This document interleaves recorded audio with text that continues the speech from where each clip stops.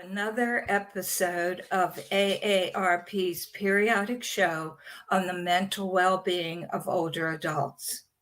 This recorded interview, along with previously recorded interviews, will be available on facebook.com/AARP Maryland, youtube.com/AARP Maryland, and aarp.org/MD. I am Dr. Lois Meszaros. I am a volunteer with AARP and a member of the Executive Council. I'm a licensed psychologist, and I work on issues involving the cognitive and behavioral health of older adults. Prior to my retirement, I was the Chief Operating Officer and Clinical Director for Chimes, Delaware. I am a former director of the Developmental Disabilities Administration in Maryland and a former director of psychological services in the health department, where I worked with local health department on various psychological issues. Currently, I have a private practice in Severna Park, Maryland, where I work with many older adults. Today, we're going to talk about what the United States Surgeon General has called an epidemic, specifically how older people, and actually people of any age, are vulnerable to loneliness and social isolation. And I certainly see it in my own clinical practice. But most importantly, we will discuss what is being done to help people. The important question is, can we treat loneliness and social isolation? Here to discuss this is Dr. Paolo Narciso, Vice President of New Program Development and Program Optimization at AARP's Foundation. He oversees the Foundation's work developing and managing effective solutions for vulnerable older adults. Prior to the Foundation, he was a tech entrepreneur, leading multiple startups. Thank you so much for agreeing to join us today to discuss this most important topic. Loneliness and isolation have been with us prior to the pandemic, but it seemed like it got so much worse for so many people during the pandemic. So can you tell us why it's so important for AARP and the Foundation to study this? And secondly, how do you look at it? How do you define loneliness and social isolation? Good morning, Lois. It's great to see you, and thank you for having me on this show. Thank you for all the Maryland AARP members as well. I've had a chance to meet people from Maryland, from the AARP Maryland throughout the years, and it's always been a pleasure. So thanks for having me on this show with talking about this very, very important topic. So the Foundation in AARP is focused on social isolation and loneliness for many, many years now. It is a key area of strategic focus. Specifically at the Foundation, we look at areas that would security essentials for older Americans in the United States, and particularly older Americans living with low income in the United States, which is the difference between AARP and the Foundation, because the Foundation is the charity, the official charity for AARP. As you said, Lois, during the pandemic, we saw a lot of focus on social isolation and loneliness. We were obviously separated from each other with a lot of the stay-at-home orders, around in the United States and in different states, and then obviously trying to secure, particularly older Americans that were living in nursing homes and assisted living facilities, who were very vulnerable to the COVID virus. But as you said, it's been around a long time. It's been a very much a growing epidemic, not just here in the United States, but really all around the world. We look at social isolation and loneliness as two separate things, but obviously very related. Social isolation is what we call an objective state, where you can measure someone's level of disconnection. And it's disconnection from resources, disconnection from friends and family, disconnections from society. And there's various levels of that. And there are close to about 28 different clinical measures of social isolation. So you could objectively measure it. At the foundation, in the past, we've used a measure called DSSI, which is the Duke Social Support Index that would measure that. Loneliness is something that is not measurable objectively. It is a subjective feeling.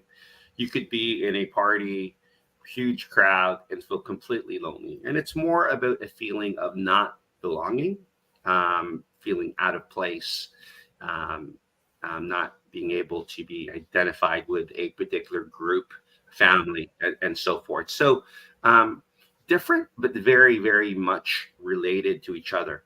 Both of them have very serious health effects if you are socially isolated or lonely. Social isolation is equivalent in our studies to smoking 15 cigarettes a day, which is a lot of cigarettes in terms of how it increases morbidity and other obviously issues, health issues and health outcomes because of social isolation. Loneliness is seen very similarly to social isolation. And it's a problem that, as you said, not just for older adults, but for pretty much every single age group, but older adults being very vulnerable as we lose our friends, our loved ones, our spouses and partners, specifically as we age or even when we retire, and where we've had that social connection with everybody at work, and then all of a sudden we're in retirement. It does increase the chance of social isolation.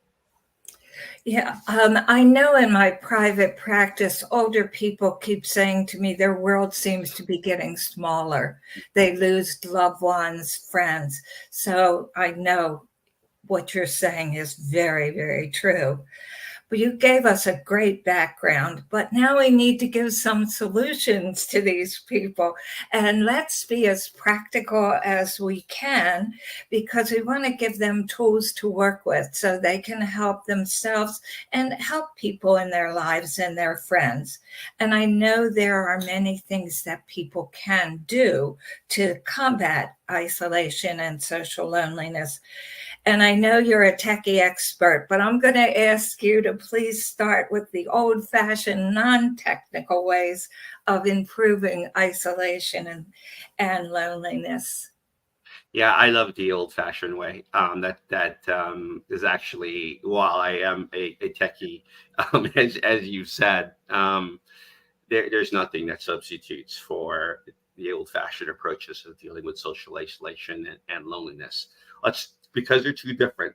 Let me start with social isolation first. It's and both of them are incredibly challenging. When somebody's socially isolated, they have been conditioned to be socially isolated. They've been rejected so many times that they start to disconnect from society, friends, family, things of that particular nature. Start becoming very much more reclusive. But also let me state that you could be socially isolated and not lonely. There are people who choose to be able to be socially isolated as well. And there were kind of very different conditions and very different approaches. But let's assume that you're not choosing to be socially isolated.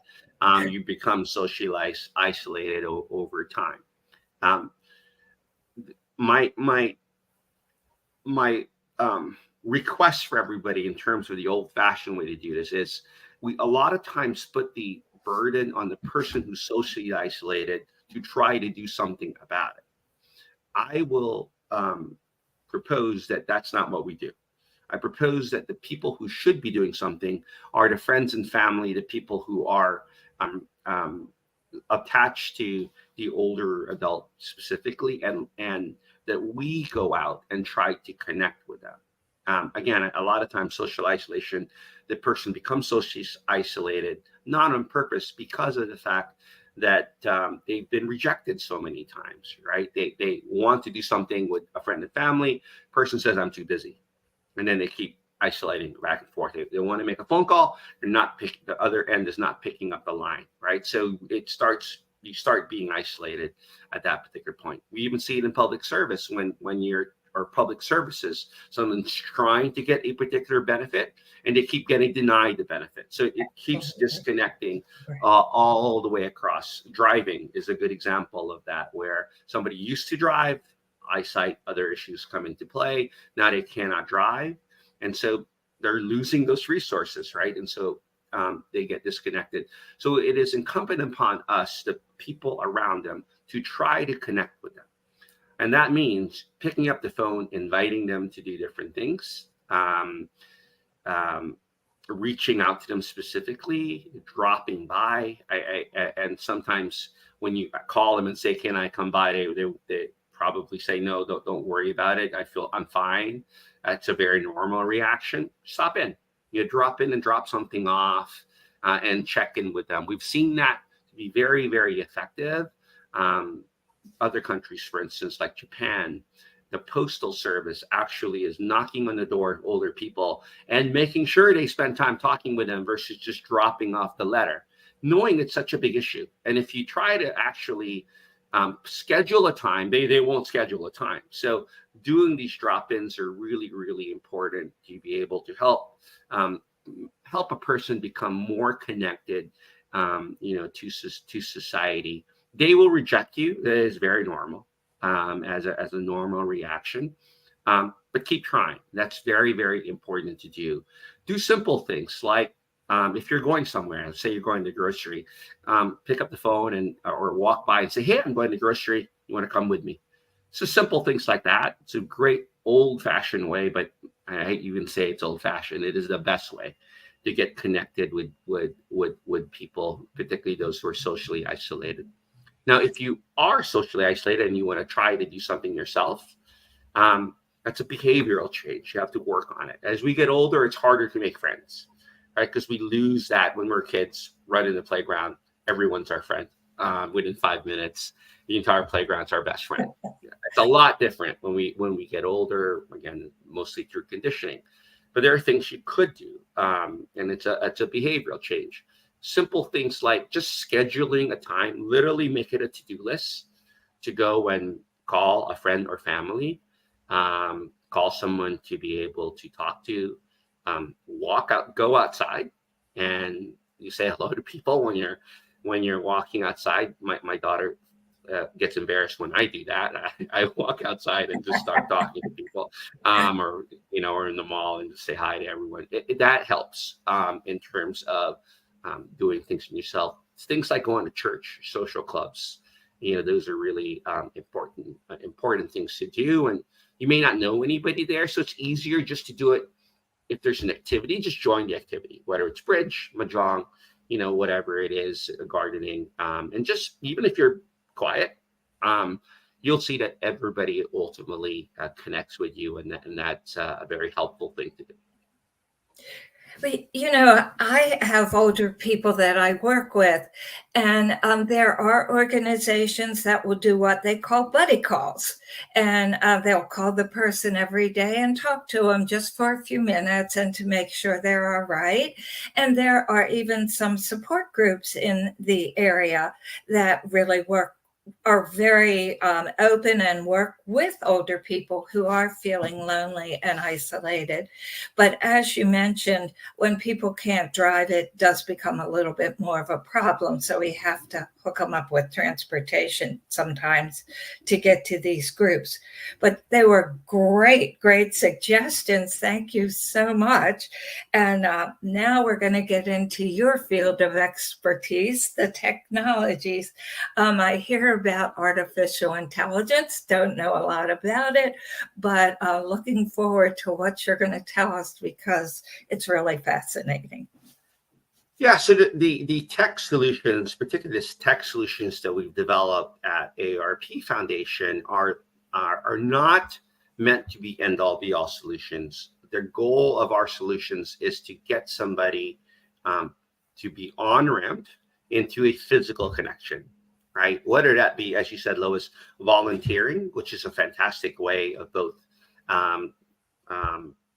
helping with social isolation and loneliness. Those are just excellent. Either as the volunteer, or as you said, when you're making the phone calls or picking up people for the rides, you're the beneficiary of that. It's a fantastic approach, which has been scientifically proven, medically proven to help people become much more connected and also reduce loneliness. So those are great. So our tech solutions are really meant just to on-ramp people to those face-to-face meetings if possible. There are obviously things that in technology like Zoom or what we see today, which really actually we've learned in the pandemic actually do work quite a bit. There were a lot of folks that couldn't get to things even before the pandemic, and then Zoom came on and everybody started using Zoom, and the engagement in a lot of events that are online just increased significantly. So, but let me get back into your question regarding the tech solutions.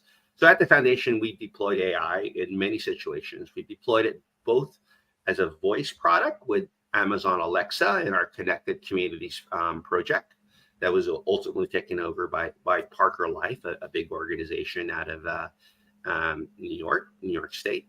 And also we launched a chatbot, which we launched on March the 17th. March 13th of 2020 is when we all got told to stay home. So just a few days after that, we launched a chatbot that uses AI. And AI is nothing more than a large language model, right? It's just actually learning from our interactions and then trying to put together a conversation based on the most probable best word to use after a particular word.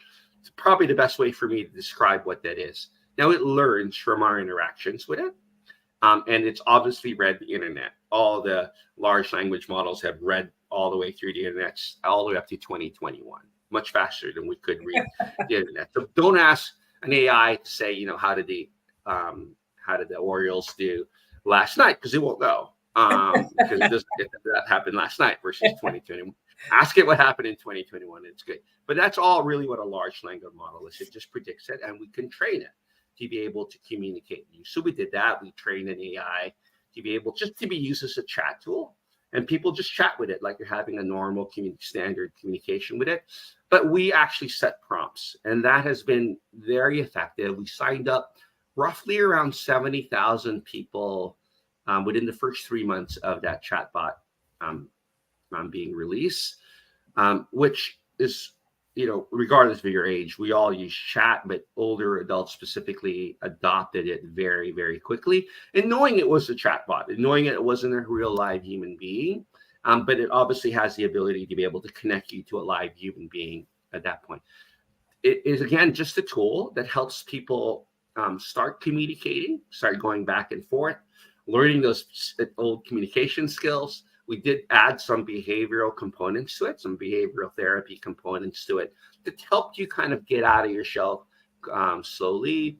Prompts that, for instance, said, "Hey, have you called your daughter today, or you want to put that on your to-do list, or would you like me to send you a reminder to call XYZ person at that point?" So those are some of the things that we did with AI. And the good news about AI is that it's improving every single day. In fact, as you've all heard in the news with things like ChatGPT and Bard from Google and others out there, there's almost hundreds of new solutions that are coming out that are using an AI model to converse with you. And it's just you're talking to a real live human, because it will learn from how you communicate to it. And we find that to be effective, but only effective in terms of trying to get somebody to actually connect in face-to-face, real-time, the old-fashioned way. Okay. What about virtual reality, traveling, being able to see things in other areas, in other countries? I mean, that sounds fascinating too. I'm glad you let us know that that artificial intelligence isn't going to take over the world, that it has very, very useful and helpful ways to deal with social isolation and loneliness.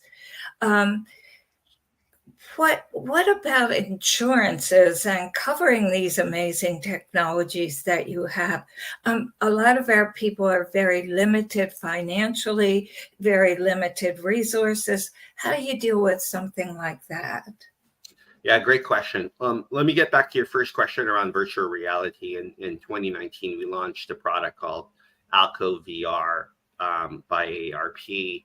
It was a place that you could go wearing a virtual reality headset, where you could experience things like traveling, for instance. And the fun thing about it is you could do it with somebody else, as if they were in the same room with you. So there was an experience on Alco that allowed you to drive Route 66 across the United States, and you do it together, right? There's experiences where you travel and visit London and do a tour of London. Experiences where you could listen to a chamber orchestra. The key thing about those solutions was that it allowed you to have somebody else there with you that was communicating with you in real time. So for me, for instance, my mom lived overseas. We would go on Alco all the time, and we would do things together. Sometimes it was actually sitting in a virtual living room together and talking, which is just a lot better than Zoom, right? But we were just in a virtual. Absolutely. But doing the experiences together is what bonds people more, when you experience something together. So we did things like diving off the coast of Hawaii to swim with dolphins, right? Things that we probably would not be able to do in real life to do in virtual reality. And that really helped us kind of build the connections and help with the loneliness issues of being apart. Particularly during the pandemic, she couldn't travel. She was stuck in a particular country for 2 years, right? And that was a way to be able to connect. And she was 86 at that time. So she's probably gonna kill me for telling her on this. I hope she doesn't listen to this. Or all her friends are listening. Yeah, exactly. Now I'm really worried. So that is, some of the ways we've used some of the new technology, and there'll be more. So the question about how do you get this paid for? Things like the chatbots, which are multiple out there, and you can we'll put them in the resource page. You could go to connecttoeffect.org, which is the foundation's site specifically focused on social isolation and loneliness, that will give you resources to be able to look at. These are free resources, so you don't have to pay for them, right? The paid solutions out there are a lot of AIs that potentially move you into a behavioral therapist or a psychologist that would help you out. Those at that point become paid. And there are insurance plans, and CMS, Center for Medicaid and Medicare, are actually piloting many of these today. As you've said, Lois, our Surgeon General is very strong about this and is working with CMS for a lot of these solutions that then make these services reimbursable through Medicaid and Medicare. But check to see it in your plan first before you actually engage with them. That is, in fact, reimbursable. There are codes that the doctor would use to put into the system the patient record that makes it allows the bill to become reimbursed. So check with your plans first, because depending on which state you live in, but also from a Medicaid perspective, but from Medicare and the Medicare Advantage standpoint, look at your plans to see what gets paid for and what doesn't. But our solutions are all free, and so you can access our solutions at no cost. Thank you. That is very, very helpful. We are running out of time here very quickly. So I'm going to ask you, do you have one last statement for us before we have to close? Yeah, again, it's an encouragement for everybody. Those who, I know I talked a lot about social isolation, but specifically loneliness. There's nothing wrong with being lonely. A lot of times people feel guilty for being lonely. I try to tell people that loneliness is nothing more than your body telling you that you need to have a connection with someone, right? And belonging with somebody. It is no different than feeling hungry. You feel lonely. Your body is hungry because you haven't eaten something, so it's telling you to put something in your body. When you feel lonely, it's telling you to be able to connect with people. Do not feel embarrassed by that. And it requires us to be a bit more vulnerable and tell people, hey, you know, I'm feeling a little bit lonely, or I feel like I don't belong in some place, and then you get to connect. I would always encourage you, and there's a book and studies done by by the Cleveland Clinic, and it very much works out there, is to find 6 people that you know at the drop of the hat you can pick up the phone and talk to and share something with. That has been seen to increase our health and reduce all of these issues around isolation and loneliness. But it requires you to be vulnerable, to be able to reach out to people, accept that you're feeling lonely, and that's okay, right? And then share that with other folks. And I'm almost 100% sure they're feeling the same thing in many ways. And so you're not the only one. You're not alone. And I would encourage everyone in this call, whether you feel lonely, whether you don't, at times when we feel that way, is to both be the person that reaches out and to also feel that it's okay to be vulnerable and reach out to others as well. And it's okay to not be okay. So reach out to other people and they'll respond to you. I don't know how to thank you. This has been wonderful and so informative, and it will be followed by a resource page so that people will be given some resources. And we hope that our listeners have found this discussion to be helpful. And again, Dr. Narciso, I don't know how to thank you enough. It was wonderful. Thank you. Thanks, Lois. Thanks for having me.